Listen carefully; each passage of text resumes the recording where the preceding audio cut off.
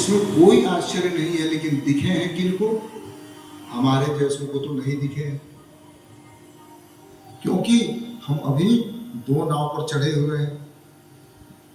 तो दो नाव पर चढ़ने वाले को भगवान नहीं दिखते हैं।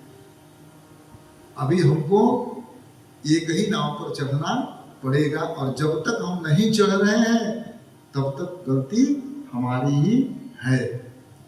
और ये एक दिन में हम छलांग लगा के एक नाव से दूसरे नाव पर जा भी नहीं सकते हैं। भले हम लाख बार कहें कि बस उसी क्षण की बात है, जिस समय तुमने मान लिया उस समय तुमको भगवत साक्षात्कार हो जाएगा। लेकिन 3 सेकेंड के लिए मन को स्थिर करने को ही समाधि कहते हैं। 3 सेकेंड के लिए भी हमारा मन स्थिर नहीं होता है।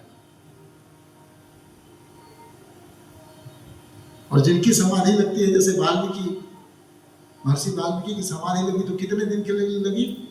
60,000 वर्ष के लिए। शरीर पर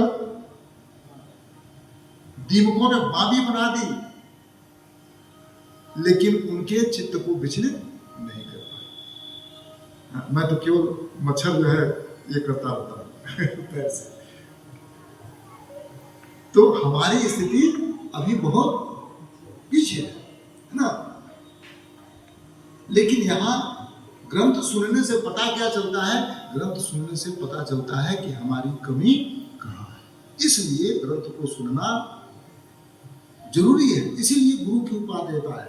नहीं तो गोस्वामी जी ने क्यों लिखा, गुरु बिना भवनिधि तरह न कोई, जो विरंच शंकर सम हो। ब्रह्मा और शिव के समान शक्तिशाली जीव भी गुरु की बिना कृपा के संसार सागर पार करने में समर्थ नहीं है। तो गुरु से दूर होने के लिए तो सोचना भी नहीं चाहिए। गुरु गोविंद दो खड़े, काको लागे पाए, बलिहारी गुरु आपने, जिन गोविंद देव बताए। लेकिन ये बातें भी क्यों कहनी पड़ती हैं कि गुरु के वेश में असत गुरु लोग गुरु बन करके और जनता को ठगते हैं। इसलिए जनता का विश्वास गुरु के ऊपर से भी उठ जाता है, और इसलिए एक आचार्य को, एक साधक को यह बात कहनी पड़ती है कि देखो भाई, ऐसे ठग गुरुओं के चंगल में फंसने से अच्छा है कि तुम स्वयं पर नियंत्रण करना सीखो। तो एक दृष्टि से वह बात भी सही है, लेकिन हमको ये समझना चाहिए कि जिस चीज की नकल होती है उसका असल भी अवश्य होता है। तो हम अगर भगवान से प्रार्थना करेंगे कि हमको सदगुरु का मार्गदर्शन प्राप्त हो, तो भगवान कृपा करके आपके जीवन में, हमारे जीवन में, सबके जीवन में सदगुरु का संयोग कराते हैं। हमारे ऊपर ही निर्भर है कि हम ओरिजिनल चीज चाहते हैं कि हम नकली चाहते हैं। जब आपको सस्ता चाहिए तो आपको ठगने वाला गुरु ही मिलेगा।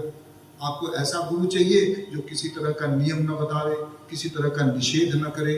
जो आप चाहें, जो चाहे वो खाइए, जो चाहे वो पीजिए, जैसे चाहे वैसे रहिए, आपको भगवत प्राप्ति हो जाएगी।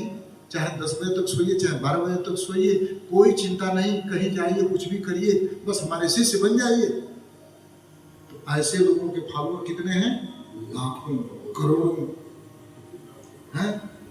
और जो भगवत प्राप्त स्वरूप सिद्ध महात्मा हुए, उनके गुरुओं के बारे में जब सुना जाता है तो ये सुना जाता है कि वो जो गुरु जी थे, उन्होंने अपने शिष्य को 50 बार लौटाया, वो दीक्षा ही नहीं देते थे। कहते थे जाओ भी उस योग्य हो गए तब मैं दीक्षा दूंगा। तो जो चीज कठिनता से प्राप्त होती है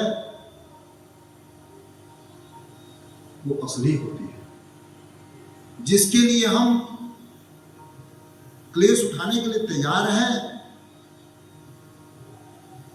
तो हमको ऊंची वस्तु भी प्राप्त होगी। अब सोना खरीदना है तो 10, 20, 50 हजार लेकर के जाएंगे तो 10 ग्राम सोना नहीं मिलेगा। भाई उसका भाव है जब 1.5 लाख रुपया, तो 1.5 लाख देना पड़ेगा। तो जिसके पास 1.5 लाख होगा वही तो 10 ग्राम सोना खरीदेगा। उसी प्रकार से जिसके पास गुरु के आनुगत्य में जीवन शैली ढालने की इच्छा होगी, वह क्लेश उठा सकता है, गुरु की सेवा कर सकता है। उसी के लिए तो भगवान सदगुरु भेजेंगे।